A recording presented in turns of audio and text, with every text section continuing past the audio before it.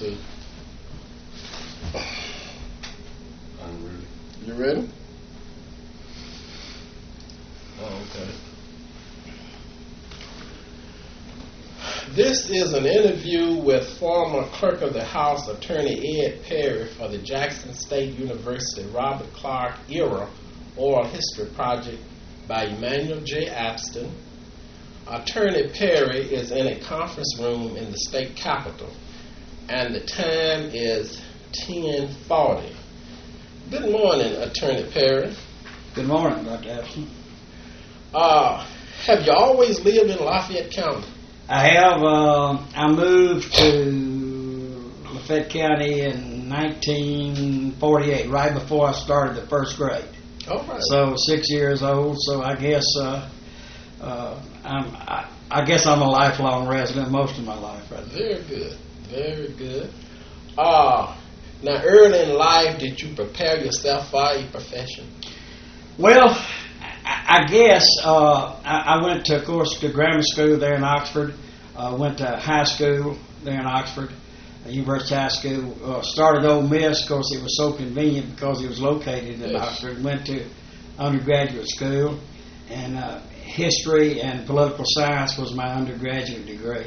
And that was a good background for law, so I decided to go to law school right after I graduated from college. So I guess I was preparing for that era. I had no idea that I would run for the legislature, but right after graduating from law school in December '67, I decided, that was the election year. All right. I decided that I would run for the Mississippi House of Representatives. And to tell you the truth, looking back, I don't know why I ran, except that young lawyers don't have many clients or much business. So I probably ran because I had nothing else to do. You didn't immediately join a law firm, anything? No, I started practicing by myself. In those days, we had a few lawyers, but everybody practiced by themselves. It was not unusual. It's non-existent today. Mm-hmm. But in those days, so it was just practicing by myself, and like I said, it was a lot of days had nothing to do. But I ran that year and was fortunate enough to get elected, and that started all of this foolishness. Now, do you recall who your opposition was? I do. It was an incumbent, somebody that another person who lived was a resident of Oxford. Mm-hmm. He also was a young lawyer, and he had served for 8 years.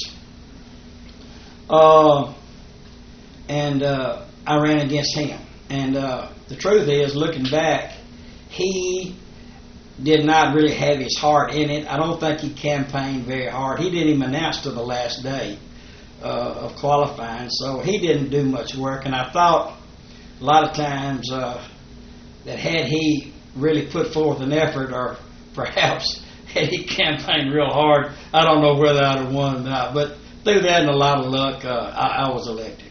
Now, did you share with us his name? What is his name? Was Philip Bryant. Philip Bryant. Yeah, we became. All right. We became. We knew each other, but we became good friends after that, and still remain so today. And I think it probably was the best for Philip. He had served 8 years, and he wasn't. I don't think he'd consider he had his heart in that third term. But anyway. Now, do you recall exactly when you met Robert Clark in Holmes County? The first time, yes. The first time I met Robert Clark or saw Robert Clark was the first day that we were sworn in as members of the Mississippi House of Representatives in January 1968. I believe it was the second day of January. All right. I had never met Robert. Of course, I never met most of the members.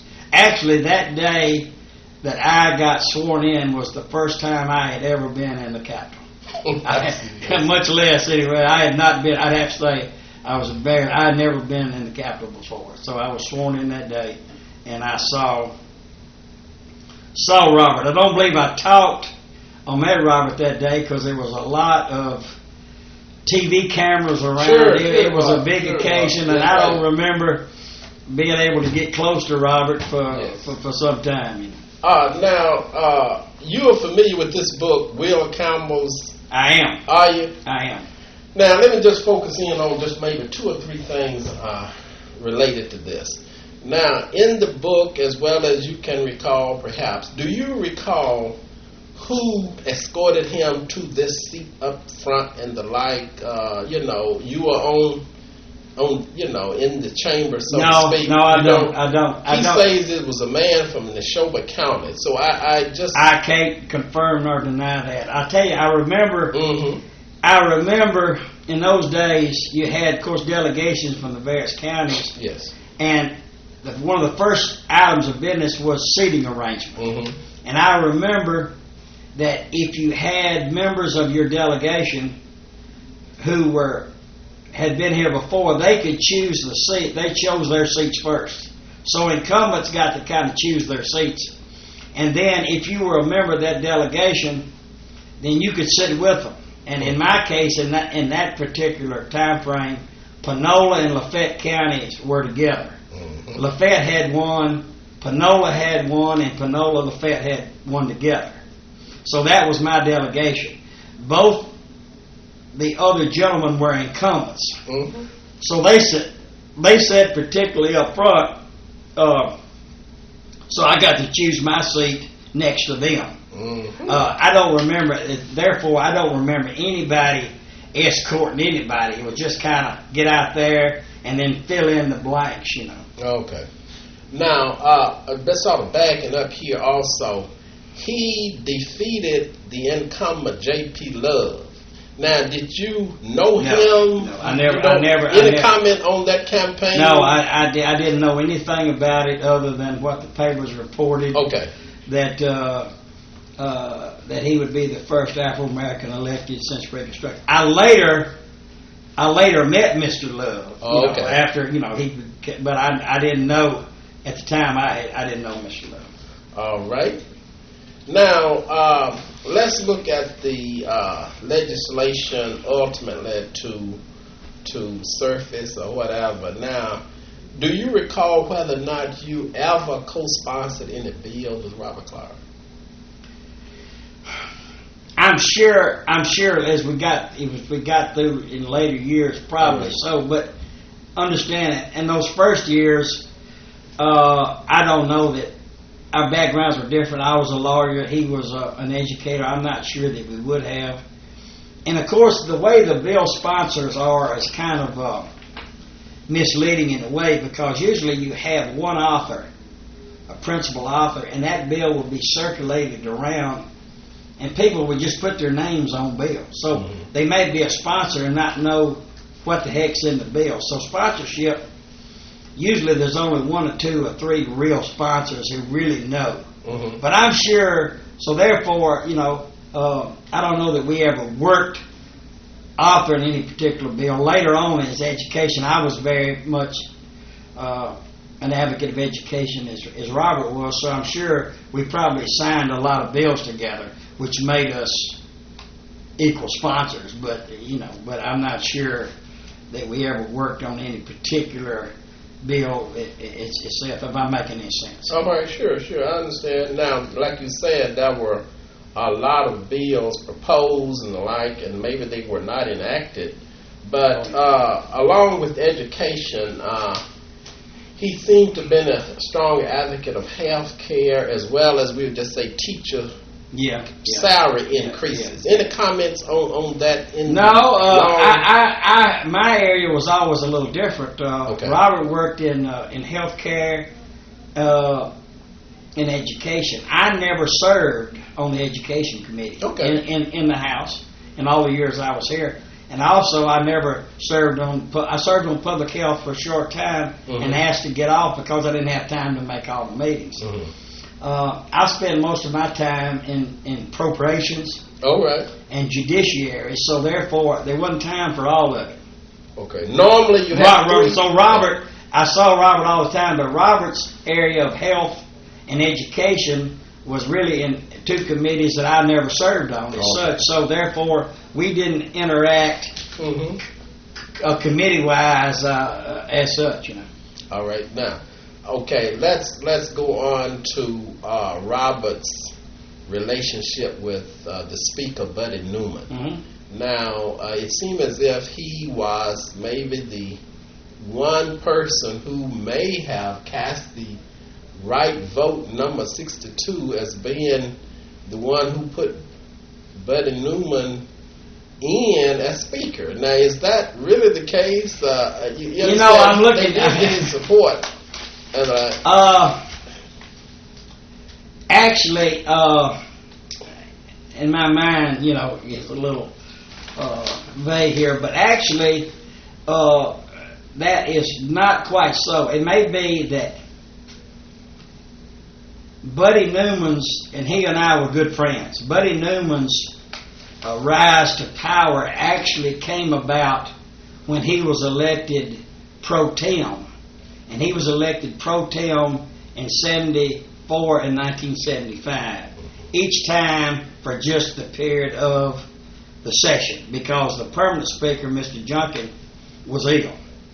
So Buddy Newman, I think in those times, Robert Clark, the votes a couple times just barely was enough to elect the speaker, pro tem. So anybody who voted for the speaker could literally say that their vote was a deciding vote. Am I making any sense? I understand. Now, when Buddy Newman, yes, okay. Now, when Buddy Newman ran for speaker, yes, actually ran for speaker, and at the end of that 75 term, it was unanimous. There was no, as I recall, there was no opposition. So nobody elected him speaker. It would have been the pro tem's job that set him up to be speaker. You see, he didn't have an opponent for speaker, as I recall. All right. Okay. But the being the pro tem for 2 years allowed him to run without opposition when he became speaker. Right. And Robert like myself were both supporters of Buddy Newman. Now, that position was phased out temporarily, right? It only lasted for 2 years. 74 and it was phased out. 75 and it was phased out. It was ironic that it was never to be seen of or heard again until 1987, when the new rules allowed and specifically provided for a speaker pro tem, of which Robert Clark was the first person to occupy that position. Mm-hmm. Yes. So we went without it from 75 to 88, really, without one. So it was, and Robert was the first one. All right. Now, all right. Let's another question that's sort of come to mind here is, did he have a relationship, as the lone African American, with maybe the leadership in the House as such, as well as the governor? Say Bill Waller. Well, I can't answer that. I can't answer that specifically, because I remember everybody being friendly, and I remember the speaker, Newman, having an affection for Robert, because later on the speaker would appoint him chairman of the education committee. So I know they were friends. The speaker, by the way, was a real good friend of Mr. Love that Robert had defeated. Yeah, but I think, that's what I'm saying. The speaker was used to seeing friends come and go, so he understood, that. So, I don't really know what his relationship, all the things that I witnessed on the floor of the House was cordial and whatever. But I don't recall, for example, in those first 2 terms, as you said, the first 2 terms, Robert was the only Afro-American in the House. And then that 3rd term started when they broke up the single-member districts. Yes. And became in the single-member districts. Then we elected some from Hinds County, and then we began the influx, and that's when it just piled up. I don't recall myself having a great many contact with Robert, for example, but that didn't have anything to do with lack of concern or civility. It really did with how much time you had to spend up here and where your committees were. And like I said, I wasn't on education, I wasn't on public health, so I wouldn't have seen Robert. I wouldn't have seen Robert much in anything. So I'll be honest, I did not have a lot of contact with him like I did other members who were on my committees, but that had nothing to do with a lack of interest or isolating yourself from each other. It just was just the way it worked out, and that's the way I recall, basically, you know. But I really don't recall specifics about what Robert did and who. I know there was a lot of pressure on him because he was the only African American in the House, that a lot of people expected a lot of things from him, especially his constituency. You know, and I think that I used to think that was a lot of pressure for him and a lot of that I wouldn't want to be in his shoes, because really, you know, that there would have been a lot of expectations, and like I said, he still was only one individual. Right. Now, the 70s were eventful in the life, just like you said, along with redistricting. You have the elevation of all the universities being, from colleges to being universities. Do you have any comments on that? No, because I really don't think. Okay. You know, I was from a college town. Yes. Of course, we had 3. I'm not sure. I think the change was more symbolic than anything else. I mean, the fact that you call yourself whatever you want to call you. I'm not sure going from Delta State College to Delta State University made Delta State any more or any less than it already was. I always thought of, frankly, universities as being those who awarded a graduate degrees, especially PhD, doctorals. But if you didn't and you wanted to call yourself a university, it didn't bother me. I don't recall us thinking it was particularly necessary, but it was a political issue that the others wanted, and so therefore it passed. You know. But I don't think it had any real significance, you know. The appropriations were not increased substantially. No, nothing changed. Nothing changed. At least in nothing changed. You know, I think they still refer to Harvard sometimes as Harvard College. I don't think that diminishes Harvard's place in the academic world. You know. I see. Now, let me shift over to Robert Clark, the gentleman farmer. Okay. Now, you do know that he has an estate. He has the legacy of being a farmer and the like. Now, my question is, were you scheduled to go on any of those hunting trips? Those trips? But I tell you the truth, I'm embarrassed. I was invited to every one of them. Of course, he invited the whole house. Yes. I never went to one because I'm not a hunter. You know, I'm not a hunter. I'm not as such. So I never found that particularly inviting. So I never went on any of them. So can you say that there were maybe 20 people in the hunt? Oh yeah, there was. What kind of numbers are we talking about? Oh, there was always several. Yeah, there were several legislators who always went. Yeah, I don't know where they were hunting. They just liked to go, but they would eat and stay up all night. Were they on horseback or were they really in the woods on foot? I think they were really as such on foot. What they would do is they would camp and listen to the dogs bark and run. Yeah. So I don't think there was many horses, but there were people, you know, I learned this. I didn't know the Fox Hunters Association is a statewide organization, and they're everywhere. And there's people who love to fox hunt. Yeah. I always thought going out in the woods in the middle of the night, in the dark, and listening to dogs bark, that I could do more with my time. But I wouldn't say that because a lot of folks love to do that. Yes. And that's what, but yeah, there were several people, and every year he had it. there were a lot of members who went. I just didn't happen to be one of them. Would you say, now I'm just sort of stretching this. Okay. Would you say that popularized him to some degree as far as his legislative package? Oh, I think so. I think that? Well, I think all of it Okay. has to do with being liked. Now, I'm going to tell you something. Mm-hmm. I was here for 36 years, and a lot can be said for a person being intelligent. A lot can be said, obviously, for people being keen and this and that, but nothing takes the place. Nothing takes the place down here of being liked. If you are liked, you're going to get the benefit of the doubt on certain things, and people who are liked just turn out better and get things done.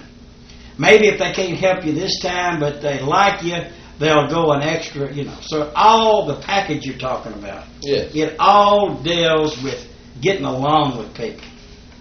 And people who generally get along with folks accomplish more. Yes.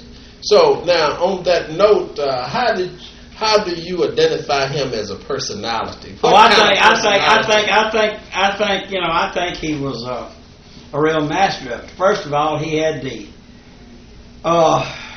distinction of being the only black for 8 years, which set him apart. So therefore, he started out, he was obviously a minority.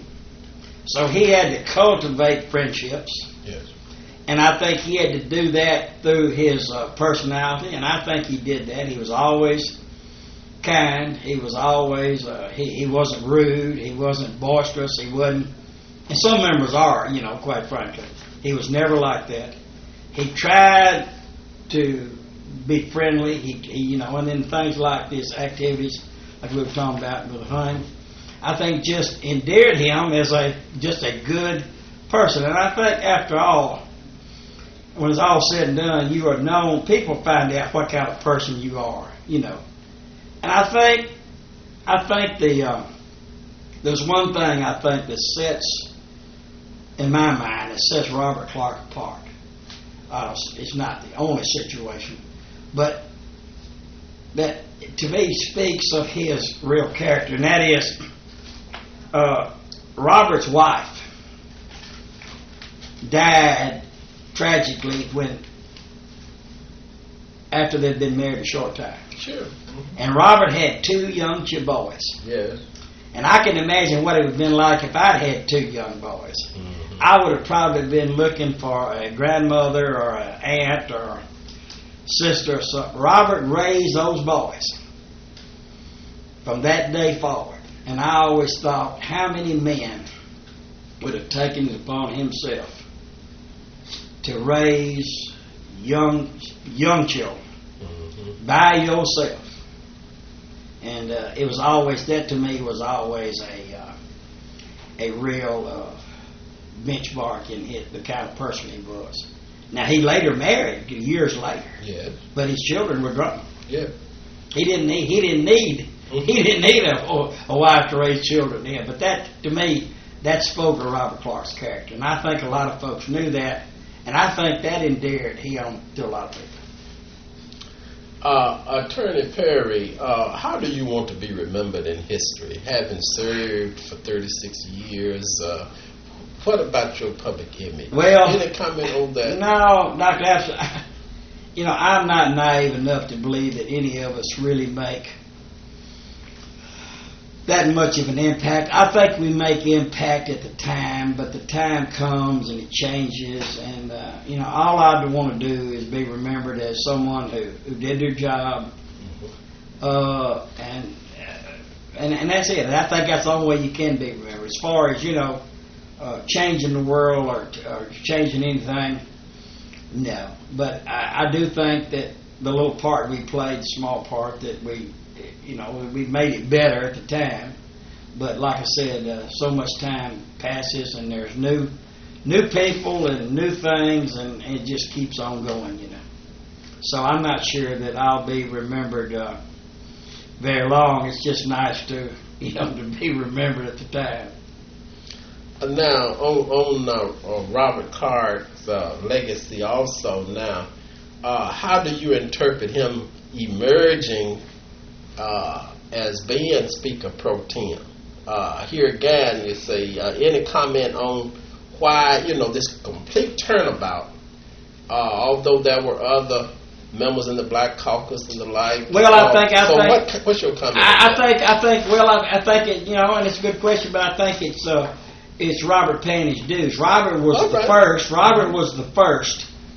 So Robert had been sort of called head of the movement the longest. Mm-hmm. So as the membership increased from 1 to 5 to 10 to 15 to 20, mm-hmm. and it came time to have someone represent that group. Mm-hmm.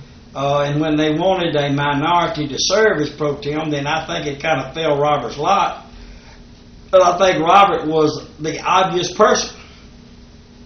He'd been here the longest. Mm-hmm. He'd been committee chairman of a major committee. Yeah. So I think he was just, he was the obvious person. So it wasn't difficult to figure out why it fell his lot. I think that I don't think he was the only one qualified, but I think he certainly was, in terms of longevity, was the logical choice. You've seen a lot of legislators come and go and the like. Now, do you envision another African American emerging as Speaker Pro Tem? Yeah, I think that's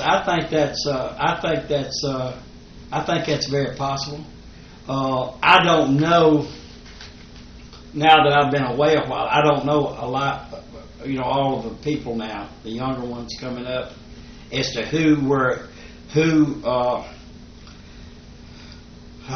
is jumping to the top of the heap, so to speak. But I certainly can envision another black pro tem. Certainly. I think it'll take somebody who's done their homework. I think it'll take somebody who's paid their dues. But I'm sure that there'll be several to that are possibilities. Absolutely. Another question. Do you take exception to me referring to Robert Clark as being the most influential African American in 20th century Mississippi politics? No, I don't take it. I don't take. In terms of the legislative process, I don't think there's any, any question about it. If we take the whole subject matter, it might be arguable about others in the civil rights movement or whatever, but certainly in the legislative process, I don't think there's any question that what you say is true. In my opinion. Right. All right. Now, are there any unsolicited comments you would like to make? I sort of pinpointed you in some direction here, and would you like to voluntarily share something for the record? Any personal experiences that? Yeah, I'd like to share one I thought sure. about. That it's self-serving. You don't mind self-serving? in the middle '80s. Yes. I don't remember. I don't remember if it was 82, 84, but it's middle '80s. One of the times that Robert ran for Congress. Mm-hmm. Robert ran for Congress twice. Yes. And one of those times, I don't remember whether it was the first or second time, but I lived in a different congressional district than Robert did. Mm-hmm. Robert was running from the Delta, and I was in the first. I held a fundraiser. Now I'm talking about in Lafayette County, is basically at what I held a fundraiser for Robert Clark. Really? Yes. At the Holiday Inn in Oxford, and I thought, number one, I think we raised something like $5,000. Really? Yeah, for his congressional campaign. But I thought it was unique in the sense that here was a white man outside of his district raising money for another person, and I was proud of that. And you were not ostracized at all? No, well, I don't know. I don't All right, know. all right. I'm sure there was some brother, but I didn't pay no attention to it. All right, see. Okay. I thought, well, you know, we were both Democrats. I was a Democrat, Yes. and you know, white Democrats asked black Democrats to vote for him, and now there was a black man who was running, and it was time for the white folks to support him, and that's the way I felt about it. Now, unfortunately, in neither of those races did he win. Yes. And that always irritated me. He should have won. And why, and only he can answer this, why the people didn't go and support him, I'll never know. But he lost, as I recall, because the black people did not turn out to vote. And that always bugged me. But, you know, as it turned out, I think Robert probably had a greater impact as it looked like, because he probably could have done more here than he could have been another face out of 435 in Washington. But he did bug me he didn't win. But as I said, there were better things for him. He went on Yes. to be the pro tem here. Yes. And probably Yes. the truth is probably, but it just shows you that he didn't get what he should have gotten. Yes. But there were some of the state leadership, like Winter and others, who really came out, perhaps, vocally for him, and men like you who really were independent spirits. Yeah. I mean, I couldn't vote for him, but as I said, it made me mad at the time because I couldn't understand why, it didn't happen. But I guess things have a way of turning out for the best. That's one of the things that I remember, and that, we stayed friends, of course. I think we always remembered that we were here together at the first, Yes. And of course, then when I was clerk, he was the pro tem, and so we got to kind of come and leave together, and Yes. so that's why I'm glad to participate in this interview. Thank you, Attorney Perry, for sharing your reflections on Robert Clark during this era. A million thanks. You got it. Thank you. All right. Well, I hope that went okay. Right. Oh, sure. And like I said, we'll try to, within a month, give you back your transcription and the like, and let you edit it, and whatever, and see. I'm glad you didn't ask, because there were a lot of things in that book that Robert talked about that I couldn't either confirm nor deny. I mean, sure. I don't know.